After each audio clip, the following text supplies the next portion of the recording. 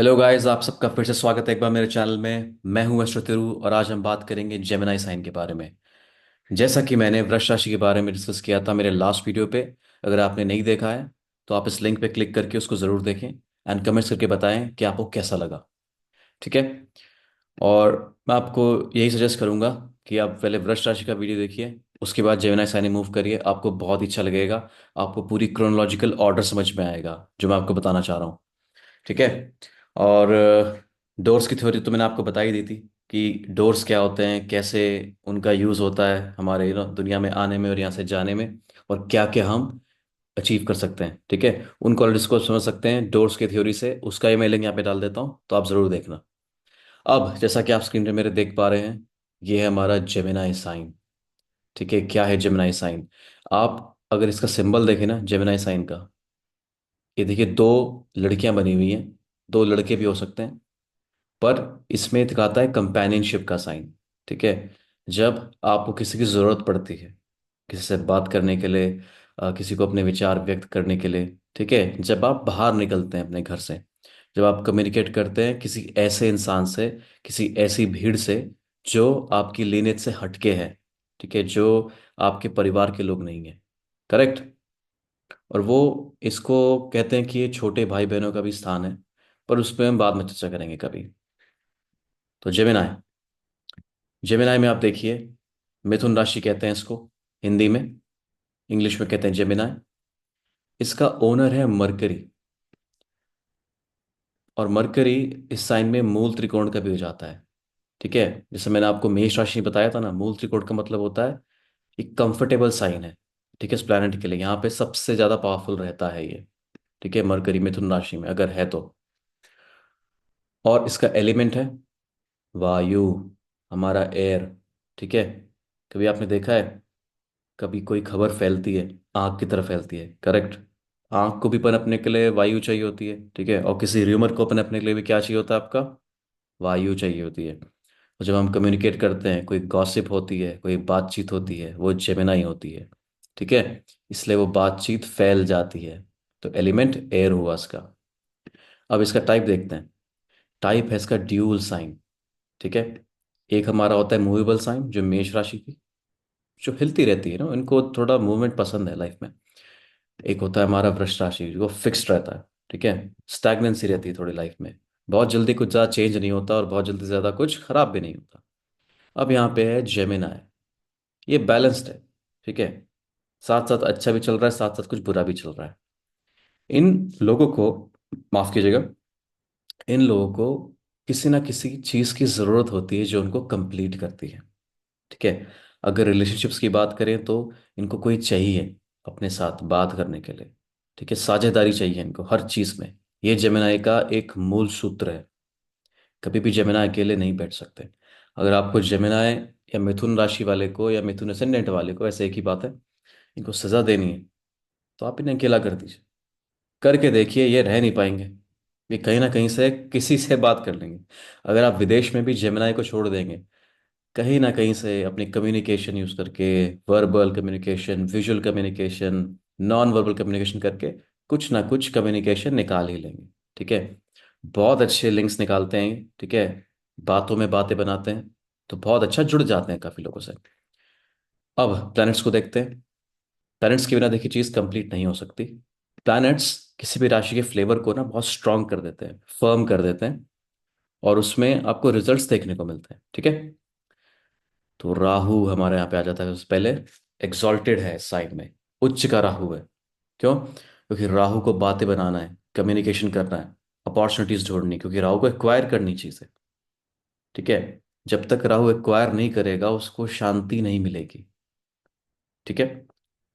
फिर आता है वीनस और हमारा सैटर्न। वीनस और सैटर्न मिथुन राशि में न्यूट्रल हो जाते हैं। ठीक है।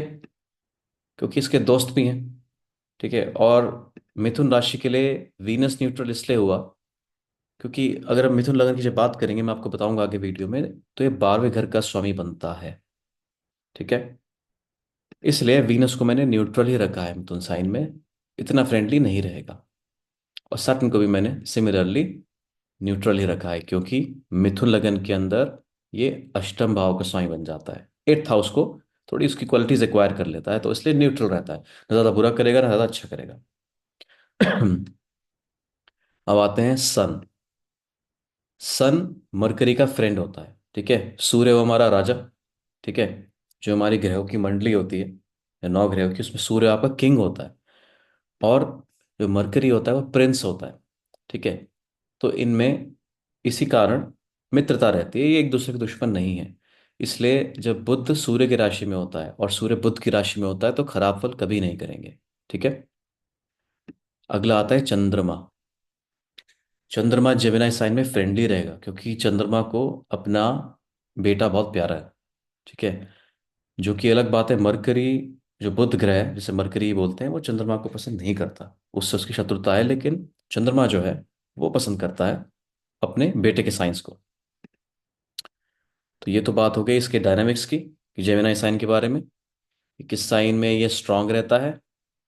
मरकरी मिथुन राशि में स्ट्रांग रहता है। एलिमेंट इसका हो गया वायु, ठीक है। और टाइप हो गया डुअल, द्वै स्वभाव, दो पर दोहरी पर्सनालिटी होती है इसमें, ठीक है। जहाँ भी ड्यूअल चीज़ें आएंगी, ठीक है, शादी अगर दो है, बच्चे अगर दो हैं, प्रॉपर्टी अगर दो है, गाड़ी अगर दो है, दो से या एक से ज़्यादा किसी भी चीज़ का ऑल्टरनेटिव है ना, वो जेमिनाई है, ठीक है। और प्लैनेट्स का मैंने आपको बताया कि कैसे संबंध रहते हैं जेमिनाई साइन में। अब अगला हम देखेंगे सिग्निफिकेंस, जो कि बहुत इंपॉर्टेंट है समझने के लिए। फर्स्ट इंप्रेशन, वो कहते हैं ना, first impression is the last impression. तो जेमिनाई में वो चीज़ होती है, ठीक है। जेमिनाई का जो पहले आपसे मुलाकात होगी ना, वो बहुत एनर्जेटिक ही होने वाली है, क्योंकि these people have natural qualities to create impression, ठीक है। जो आपके मार्केटिंग के सेल्स के लोग आएंगे ना, वो आपसे बोलेंगे, कम्युनिकेट करेंगे, आपसे सवाल पूछेंगे, तो they are starting a conversation, इसलिए कहते हैं फर्स्ट इंप्रेशन जेमिनाई का है। अगला आता है हमारा इनकर्जन्स, ठीक है। इनकर्जन्स क्या हुए? इनकर्जन्स हमारे हुए छोटी छोटी यात्राएं, ठीक है। अगर मैं जैसे अभी बर्लिन में हूँ, तो मुझे अगर बर्लिन से किसी पड़ोस के टाउन में जाना है, ठीक है, तो उसमें छोटी यात्रा कहूँगा, कि मैं फटाफट से गया एक दिन में और वापस आ गया अपना काम खत्म करके। तो शॉर्ट इनकर्जन जितने भी आपके होते हैं ना, वो आपके जेमिनाई साइन दिखाता है। अब आता है कंपैरिजंस। अभी मैंने आपको एक बात बताई थी, ड्यूल नेचर है इसका, करेक्ट। जैसा कि आप यहाँ पे देख पा रहे हैं, जो उसका सिंबल है, यहाँ पे दो लोग हैं, दो पर्सनालिटीज हैं, ठीक है। जब दो पर्सनालिटीज आती हैं तो कंपैरिजन तो बनता ही है, ठीक है। कि किसके बाल ज़्यादा अच्छे हैं, किसका चेहरा ज़्यादा अच्छा है, ठीक है, कौन कितना अच्छा गाता है, ठीक है। ऐसे कई सारे कंपैरिजन किए जा सकते हैं। तो कंपैरिजन की जब भी बात आती है, तो वहाँ पे जेमिनाई को आपको देखना ही होगा, ठीक है। अगला आता है बिजनेस एंड ट्रेड। इसका मालिक मरकरी है, ठीक है। बहुत टेक्निकल होता है, वो सोचता बहुत है, दिमाग लगाता है। मरकरी एक ऐसा प्लैनेट है जो हर चीज में ना कोई फायदा ढूंढता है, और साथ में दूर सामने वाले का भी फायदा कराता है मरकरी, ठीक है। मरकरी में एक सेंस ऑफ जस्टिस रहता है, कि अगर किसी ने मुझे कुछ दिया है तो मुझे उसको चीज रिटर्न करनी है, ठीक है। It's like a trader. तो बिजनेस और ट्रेड मिथुन राशि से होता है। सेल्स का काम अगर करना होता है आपको, ठीक है, कोई ऑफर देना होता है, ठीक है, कि मैं आपको एक सामान बेच रहा हूँ, ठीक है, आपको मुझे ये राशि देनी पड़ेगी, ठीक है। ये राशि हमारी एग्जॉटिक वाली नहीं, धन राशि की बात कर रहा हूँ। उसके बाद आता है क्रिएटिव आर्ट्स एंड क्राफ्ट, ठीक है। बहुत सारे लोग पूछते हैं कि क्या मैं डांसर बन सकता हूँ, अच्छा, क्या मैं अच्छा पेंटर बन सकता हूँ, क्या मैं अच्छा राइटर बन सकता हूँ, क्या मैं अच्छा बोल सकता हूँ, है ना, क्या मैं अच्छा थिएटर आर्टिस्ट बन सकता हूँ। अगर जेमिनाई बहुत मजबूत है आपके हॉरोस्कोप में, जेमिनाई साइन में ना, अगर आपके हॉरोस्कोप में अगर प्लैनेट बैठे हैं, तो अपना आप में दिखाता है कि वो जेमिनाई को रिफाइन कर रहे हैं। तो ऐसा व्यक्ति बोल सकता है। ठीक है, अनलेस अनटिल वहाँ केतु बैठा हो, क्योंकि केतु जहाँ बैठता है, उस राशि के एसेंस को वो कहता है आप इग्नोर करिए, ठीक है। अगर आपका केतु मिथुन राशि में है, तो वो उसको पहल करनी पसंद नहीं है, ठीक है। ऐसा नहीं कि उसमें ईगो हो, वो अलग बात है कि अगर सूर्य भी आ जाता है, तो ऐसे व्यक्ति में पहल करने में थोड़ा ईगो आ जाता है, उसमें उसको मन नहीं करता, ठीक है। आप अगर किसी के सामने झुकते हैं, कोई चीज़ मांगते हैं, तो आपको मांगने के लिए मिथुन राशि का इस्तेमाल करना पड़ेगा, अपनी बोली का। वहाँ पे अगर ग्रह पे आपके मरकरी बैठ जाता है, तो दीज पीपल आर एक्सपर्ट। ये अगर कोई प्राइस कोट करेंगे अपनी सर्विस के लिए, अपने प्रोडक्ट के लिए, वो आराम से कर देंगे। उन्हें सामने वाले को पता भी नहीं लगेगा कि कब उसको एक प्राइस कोट कर दिया गया है। तो वो कला है मरकरी, जब मिथुन राशि में होता है। ठीक है। लेकिन अगर दूसरे स्थान पर अगर केतु और सूर्य यहाँ पे आ गए, तो उसको दिक्कत होती है कोई चीज़ ऑफर करने में। भले ही ऐसा इंसान कुछ डोनेट करना चाहता हो किसी को, तब भी उसको प्रॉब्लम आती है। आप में से कितने लोग चेक करना, अगर किसी का मिथुन राशि में केतु या सूर्य है, आपका दिल बहुत अच्छा होगा, आप किसी को कुछ डोनेट करने जाएंगे, अचानक से ऐसी स्थिति आ जाएगी कि वो आप डोनेट ही नहीं कर पाएंगे। आप बोलेंगे अरे मैं तो करना चाहता था, ये हो ही नहीं पाया। ठीक है। क्योंकि केतु की एनर्जी वहां पे, वो नहीं चाहता कि आप पहल करें। ठीक है, चीज़ आपके पास आएंगी ज़्यादा। भाग्य आपको लेके जाएगा जगहों में, आपको नहीं पहल करनी पड़ेगी। अब काफ़ी एस्ट्रोलॉजर्स का मतभेद है कि करेज का तो मंगल रिप्रेजेंटेटिव होता है, फर्स्ट हाउस करेज का होता है। फर्स्ट हाउस आपकी पर्सनालिटी का होता है। ठीक है, करेज एक क्वालिटी है, इसमें पहल की जरूरत होती है कि कौन पहले क्या काम कर देता है। ठीक है, तो वो साइन मरकरी का, वो मरकरी के डिपार्टमेंट में आएगा। इसलिए करेज तीसरे घर से भी आता है। ठीक है, आप कैसे पहल करते हैं, आप में कितनी हिम्मत है कोई भी काम करने की, कुछ भी बोलने की। ठीक है। और एक मैं आपको छोटी सी टिप देता हूँ। जितने भी जेमिनाई वाले लोग होते हैं उनमें करिश तो होता है, पर वो अकेले काम करने में थोड़ा डगमगा जाते हैं, उनको कहीं ना कहीं एक सपोर्ट की जरूरत पड़ती ही है। फिर आता है कम्युनिकेशन, जो कि मैंने आपको बताया अभी, कम्युनिकेट करना। ठीक है, कॉरेस्पॉन्डेंस होना लोगों के बीच में, विचारों का आदान प्रदान होना, ये जेमिनाई है। ठीक है। आपने, एक बड़ा अच्छा आपको एग्जांपल देता हूँ, ये प्रकृति है। इसमें अगर मैं ऑक्सीजन ले रहा हूँ, ठीक है, तो फिर कार्बन डाइऑक्साइड छोड़ भी रहा हूँ, आदान प्रदान चलता है हवा का। ठीक है। उसी तरह जेमिनाई साइन के अंदर आपका कम्युनिकेशन चलता रहता है, आदान प्रदान होता ही रहेगा। ठीक है। फिर आते हैं यहाँ पे सेक्सुअल प्रेफरेंसेस। आप सोच रहे हो कि मैंने जेमिनाई साइन से क्यों अटैच करी सेक्सुअल प्रेफरेंसेस, क्योंकि जेमिनाई में इंसान का जो एक इनिशिएटिव होता है ना, कि मुझे किस किस्म के लोगों के साथ संबंध स्टैब्लिश करने हैं और किस किस्म के लोगों के साथ संबंध नहीं करने स्टैब्लिश, तो वो सेक्स में भी अप्लाई होता है।